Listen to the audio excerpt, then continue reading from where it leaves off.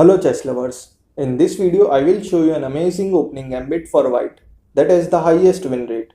It is called Doid's Gambit and it arises from the classical Italian game.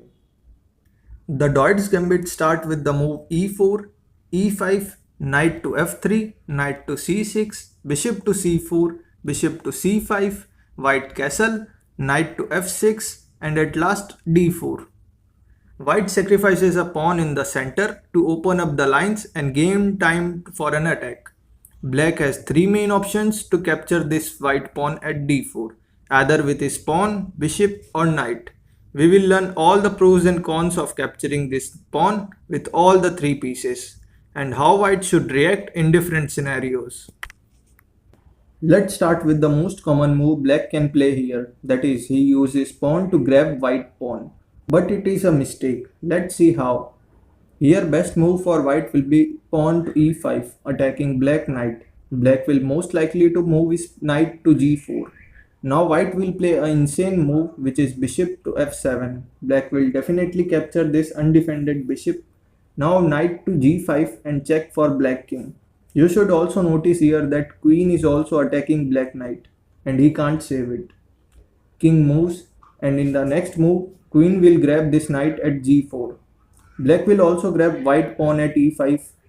White will attack another knight. Black will defend it with his pawn to d6. Queen will give a check. King moves. Now white will play f4 to attack the knight and also to open a h file for his rook.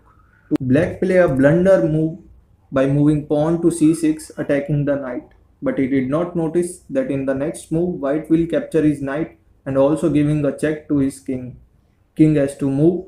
White will play the last move which is queen to f7 giving check to black king and it end-to-end checkmate. Let's see from here again. If black move is knight to e4 instead of g4, then go for pawn to c3. Black will definitely grab this free pawn but it open a h file for white queen to attack. Queen to d5 attacking black knight and pawn at f7 simultaneously. Black is most likely to play bishop to f2 giving check to white king. Rook will grab the bishop, knight will recapture the rook.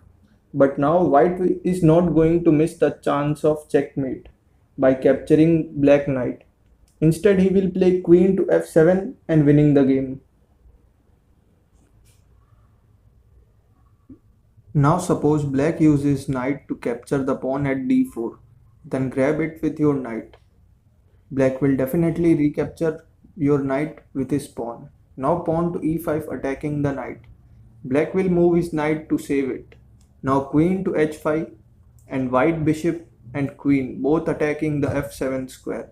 Black will play queen to e7, now bishop to g5.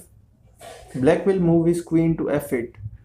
White will play knight to d2, then bishop to e7, saving his queen, then knight to e4. Black will play pawn to g6 attacking white queen. White will move it to f3. Now bishop will grab the white bishop. Knight will recapture it. Now three pieces of white are attacking the f7 square, which is a great advantage for white. White can also checkmate black in some moves.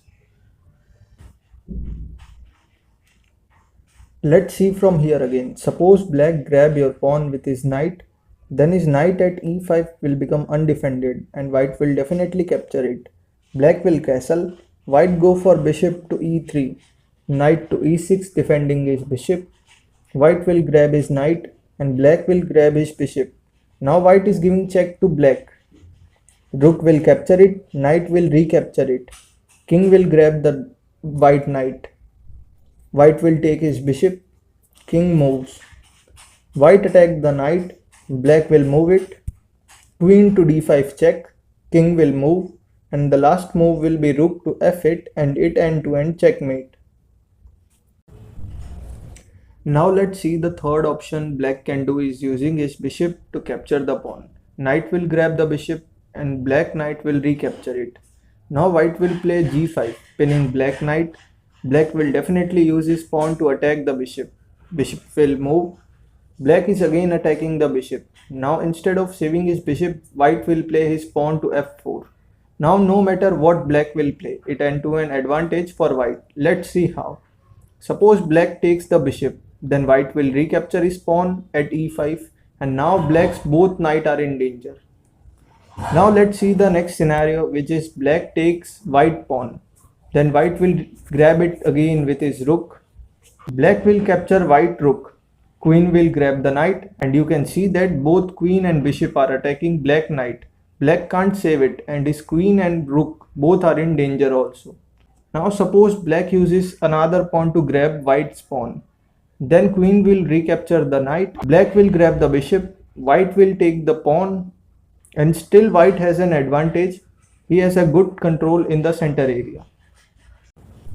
Remember that traps are often based on your opponent making mistakes, so it is essential to balance using these tactics with sound chess strategies and not rely on hoping your opponent fall into traps. So these are the main ideas of Deutsch Gambit and its trap. I hope you enjoyed this video and learned something new.